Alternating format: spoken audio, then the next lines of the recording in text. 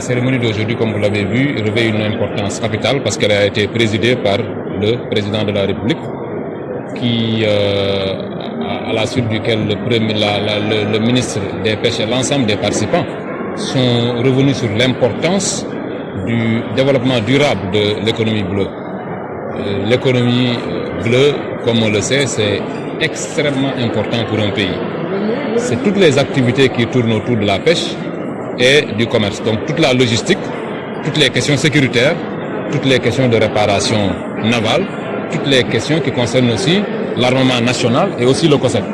Donc vous voyez un peu que c'est un ensemble de travaux qui sont lancés à l'effet de trouver des recommandations qui permettront, comme l'ont dit les autorités, de parvenir à une économie bleue qui est parfaitement en cohérence avec la vision de 2050.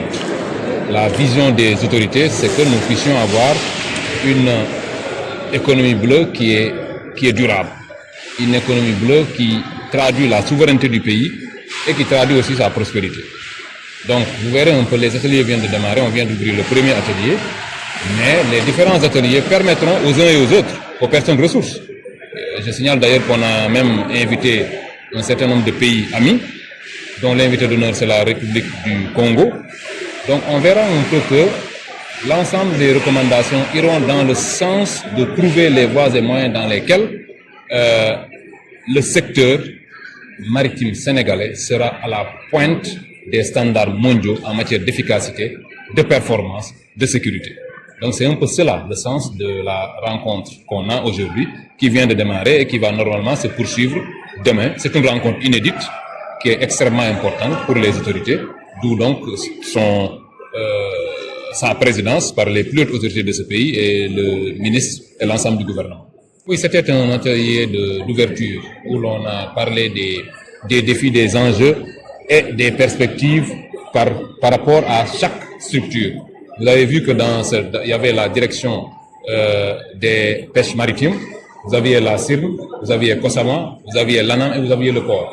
Donc il s'agissait pour chaque directeur de venir décliner un peu ce qu'il considère comme étant les points saillants, les points d'attention par rapport auxquels il aimerait lancer la montée en puissance de sa structure. Donc, je ne vais pas parler pour tout le monde, mais nous, au niveau du port, par exemple, on a parlé de ce que nous considérons comme étant le repositionnement du port qui, dans les 2 ou dans les 5 ans, devrait, tout en respectant les questions environnementales, se retrouver à sa place d'antan, c'est-à-dire la place de premier port de l'Afrique de l'Ouest. Aujourd'hui, nous sommes le premier port en matière de conteneurs. Nous voulons être le premier port un peu partout, parce que comme vous l'avez vu, nous avons fait une excellente remontada, passant de la 371e place à la 108e place. Cela est inédit, ça veut dire que tout simplement, les conditions dans lesquelles nous avons entendu faire ce repositionnement sont en train de donner leurs fruits. J'aimerais juste suggérer que le DG de l'ANAM aussi puisse, parce que la question que vous me posez, elle peut aussi lui être posée. Il était un peu au devant, c'était le maître d'œuvre. C'est une co-organisation, mais l'ANAM était au devant. Donc je me suis mis au devant juste pour quelques minutes. Je vais laisser le frère Bekaï poursuivre avec vous. Merci. En charge, qui s'en occupe. Et l'autre partie, c'est plutôt le port autonome de Dakar qui s'en occupe. C'est-à-dire que nous, on drague de l'embouchure jusqu'au port. Et à l'intérieur du port, c'est le port autonome de Dakar qui drague. Donc c'est un défi sécuritaire, mais aussi un défi économique, parce que sans navire, pas d'économie. Donc ça, c'est un. L'autre défi aussi, c'est un défi de sûreté. Sûreté, parce que les installations portuaires doivent être analysées, diagnostiquées, étudiées pour dire ce qu'il y en est. Et l'idée, c'est vraiment en fait d'avoir des installations portuaires qui sont conformes aux exigences internationales, qui sont conformes aux traités et aux conventions. Et là-dessus, on peut quasiment dire qu'on est sur la bonne voie. Autre chose aussi, c'est tout ce qui est, je ne parlerai pas de la CIRM s'en chargera, mais on a en commun avec la CIRM quand même des projets en commun de construction de bateaux semi-industriels. Et ça fera date parce que ça n'existe pas encore ici au Sénégal.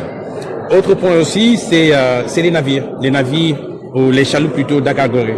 Actuellement, donc, on est sur le point d'acquérir 2 chaloupes qui seront construites plutôt à partir du mois d'octobre, qu'on compte récupérer en 2028. Donc ces 2 chaloupes vont remplacer les chaloupes existantes qui sont quand même des chaloupes qui datent de très longtemps et qui manquent de sécurité. Donc ces 2 chaloupes viendront très bientôt et qui auront donc toutes les communautés nécessaires. On a parlé aussi de bateaux-taxis, les bateaux-taxis, parce que ça aussi c'est un projet légendaire. Vous vous rappelez bien, il y a quelques années de cela, on parlait de bateaux-taxis, mais jusqu'à présent, on n'en a pas. Donc l'idée, c'est qu'à partir de l'année prochaine, donc d'ailleurs les études ont commencé, mais qu'à partir de l'année prochaine, on cherche le financement. L'idée, c'est d'aller sur du PPP afin de financer donc ce projet bateau-taxi. On a aussi d'autres projets tels que les embarcations, parce que on a déjà commandé des embarcations qui vont venir en fin juillet, à la fin de ce mois-ci. Donc on aura 8 embarcations qu'on va distribuer un peu partout au Sine Saloum et en Casamance et à Saint-Louis. C'est réservé aux îles. Parce que l'idée, c'est d'arriver à plus de 100 embarcations qui seront donc livrées aux îles afin qu'ils puissent traverser